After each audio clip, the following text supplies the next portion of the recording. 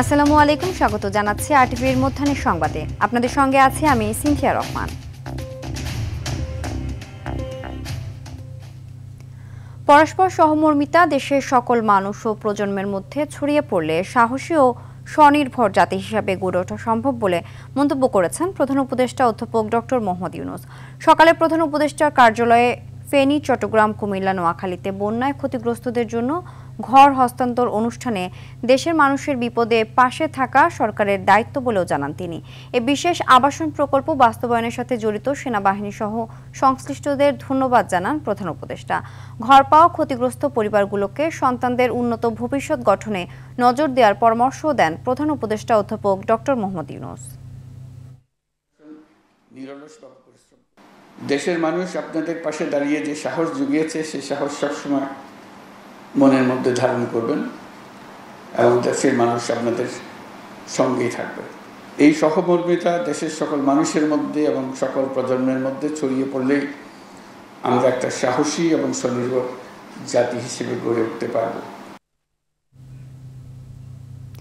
সরকারি চাকরিজীবীদের মধ্যে টাইম স্কেল ও সিলেকশন গ্রেড প্রাপ্তরাও উচ্চতর গ্রেড পাবেন বলে রায় দিয়েছেন আপিল বিভাগ। সকালে ভারপ্রাপ্ত প্রধান বিচারপতি আশফাকুল ইসলামের নেতৃত্বাধীন আপিল বিভাগ এ রায় দেন। এর ফলে প্রায় 15 লাখ সরকারি ও স্বায়ত্তশাসিত প্রতিষ্ঠানের কর্মকর্তা কর্মচারীরা এই সুবিধা পাবেন। এর আগে 2017 সালের ফেব্রুয়ারিতে সরকারি চাকরিজীবীদের স্বয়ংক্রিয়ভাবে উচ্চতর গ্রেড পাওয়ার বিষয়ে অর্থ মন্ত্রণালয়ের দেয়া আদেশ অবৈধ ঘোষণা করেছিলেন উচ্চ আদালত। সরকারি চাকরিজীবীদের এ সংক্রান্ত এক রিট আবেদনের প্রেক্ষিতে এ রায় দিয়েছিলেন হাইকোর্ট।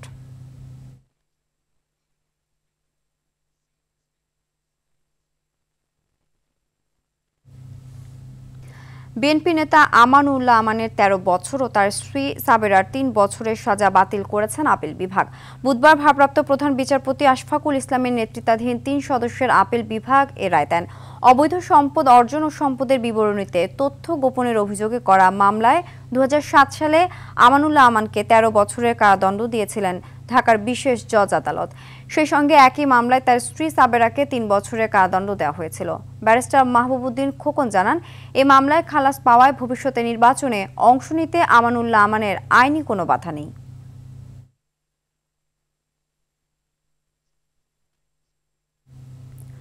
জাতীয় পরিচয়পত্র অনুবিভাগের সাবেক মহাপরিচালক সুলতানুজ্জামান মোহাম্মদ সালেউদ্দিনের এনআইডি ব্লক করেছে নির্বাচন কমিশন।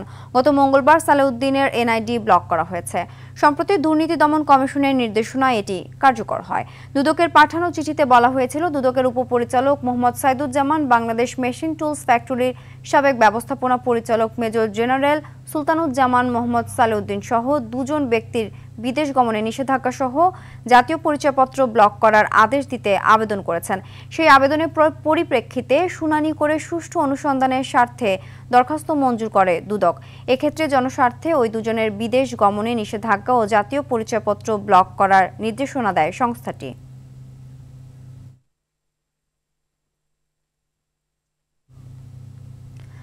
বৃষ্টির দেখা নেই, তীব্র খরায় পুড়ছে হবিগঞ্জের চা বাগান।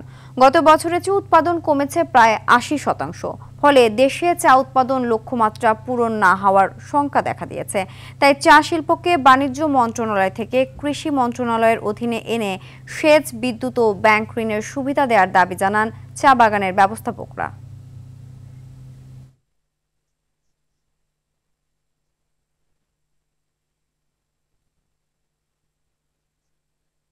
প্রোডাকশন অ্যাজ ওয়েল এস আমাদের কোয়ালিটি দুইটাতেই হ্যাম্পার হচ্ছে। এখন আরবির বিল আমি দিচ্ছি 12 টাকা করে, আর যদি কৃষিতে দিচ্ছি 3.5 টাকা করে। তো সেখানে আমি যদি 3.5 টাকা করে দিই তাহলে আমার জন্য সুবিধা হইতো, আমার জন্য ভাইবাল হইতো।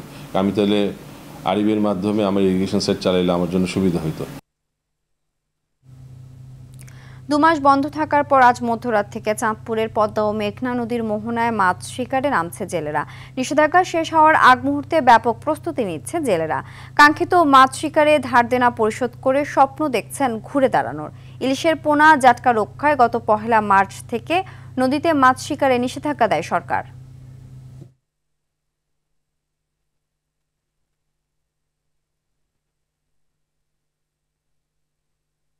আলহামদুলিল্লাহ আমরা নামবো, দেখি নদীতে মাছ পাই কিনা। আমরা নৌকা তেল দিছি, আলকাতা দিছি, জাল ঠিক করছি। আল্লাহ বাঁচাইলে যদি মাছ পাইলে তো ভামু, আর না পাইলে তো আমরা দেনা ফেনা যেটি কইরা থুইছি এটি দেওয়ানি আঙ্গু দুগ্ধা রেয়া যাইব। জাটকা রক্ষা যে অভিযানটা আমরা পরিচালনা করেছি এটা অত্যন্ত সফল হয়েছে এবং এর ফলে এই অঞ্চলে ইলিশের উৎপাদন বাড়বে। চাঁদপুর থেকে সরাসরি যুক্ত হচ্ছেন সহকর্মী শরীফ চৌধুরী। শরীফ, আজ থেকে তো জেলেরা মাছ ধরতে নামবেন, প্রস্তুতি কেমন দেখছেন?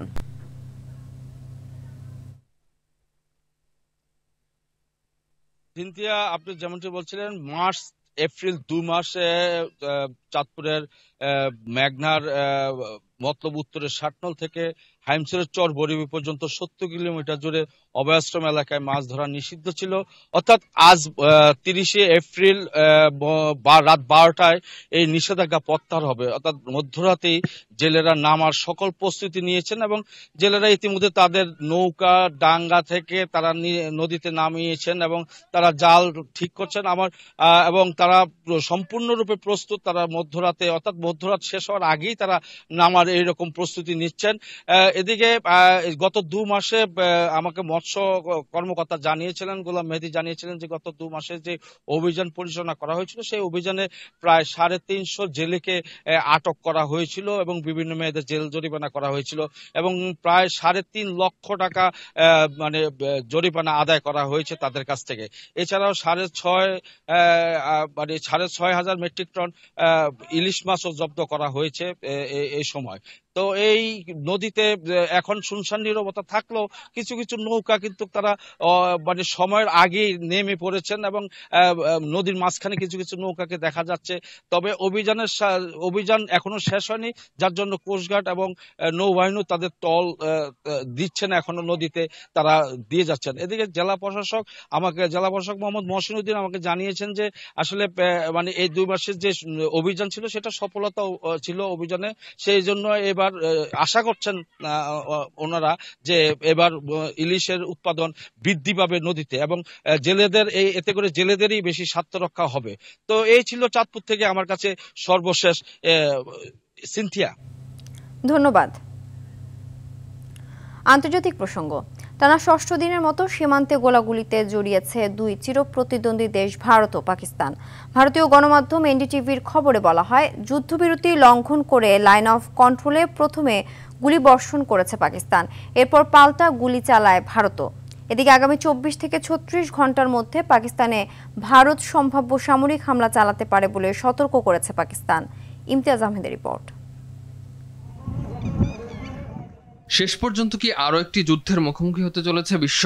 লাইন অফ কন্ট্রোলে টানা 6ষ্ঠবারের মতো একে অপরের বিপক্ষে গোলাগুলিতে লিপ্ত হয়েছে 2 পারমাণবিক শক্তিধর দেশ ভারত ও পাকিস্তান। মঙ্গলবার রাতে নিয়ন্ত্রণ রেখার নওশেরা, সুন্দরবানি এবং আখনুর সেক্টরে গোলাগুলির এ ঘটনা ঘটে। ভারতীয় গণমাধ্যম এনডিটিভির খবরে বলা হয়, বিনা উস্কানিতে যুদ্ধবিরতি লঙ্ঘন করে লাইন অফ কন্ট্রোলে প্রথমে গুলিবর্ষণ করে পাকিস্তান, এরপর পাল্টা গুলি চালায় ভারতীয় সেনাবাহিনী। ভারতীয় সংবাদ মাধ্যমগুলো বলছে, কাশ্মীরের পেহেলগামে বন্দুক হামলার জবাব দিতে সামরিক অভিযানের বিষয়ে সবুজ সংকেত দিয়েছেন ভারতের প্রধানমন্ত্রী নরেন্দ্র মোদী। নিজ দেশের সশস্ত্র বাহিনীকে সামরিক অভিযানের বিষয়ে পূর্ণ স্বাধীনতা দিয়েছেন তিনি। এ বিষয়ে আজ মন্ত্রিসভার নিরাপত্তা বিষয়ক কমিটি সিসিএস এর সঙ্গে আবারও আলোচনায় বসার কথা রয়েছে তার। এদিকে আগামী কয়েক ঘন্টার মধ্যে পাকিস্তানে ভারত সম্ভাব্য সামরিক হামলা চালাতে পারে বলে সতর্ক করেছে ইসলামাবাদ। পাকিস্তানের তথ্য ও সম্প্রচার মন্ত্রী আতাউল্লাহ তারার জানান, ইসলামাবাদের কাছে বিশ্বাসযোগ্য গোয়েন্দা তথ্য আছে যে ভারত আগামী 24 থেকে 36 ঘন্টার মধ্যে পাকিস্তানে সামরিক হামলা চালানোর পরিকল্পনা করছে। তাই এ বিষয়ে যথাযথ জবাব দিতে নিজ দেশের সেনাবাহিনীকে সর্বোচ্চ সতর্ক থাকার পরামর্শ দিয়েছেন তিনি। ইমতিয়াজ আহমেদ, আরটিভি। ফিলিস্তিনের গাজায় ইসরায়েলি বাহিনীর বর্বরতায় আরও 51 জন নিহত হয়েছে। অঞ্চলটিতে চরম আকারে পৌঁছেছে খাদ্য সংকট, পাশাপাশি নানা রোগে আক্রান্ত হচ্ছে শিশু, নারী সহ সাধারণ মানুষ। এ অবস্থায় মৃত্যুর মিছিলে যুক্ত হচ্ছে একের পর এক ফিলিস্তিনির নাম। তবে ইসরায়েলের দাবি, গাজায় মানবিক সংকটের কোনো প্রমাণ নেই। যুদ্ধবিরতির সময় 25,000-এর বেশি ত্রাণবাহী ট্রাক গাজায় প্রবেশ করতে দিয়েছে তারা। যদিও আন্তর্জাতিক মানবাধিকার সংস্থাগুলো জাতিসংঘ এবং স্বাধীন পর্যবেক্ষকদের দেয়া তথ্য সম্পূর্ণ ভিন্ন চিত্র তুলে ধরেছে। এতে করে গাজার মানুষ ভয়াবহ মানবিক বিপর্যয়ের মুখে পড়েছে।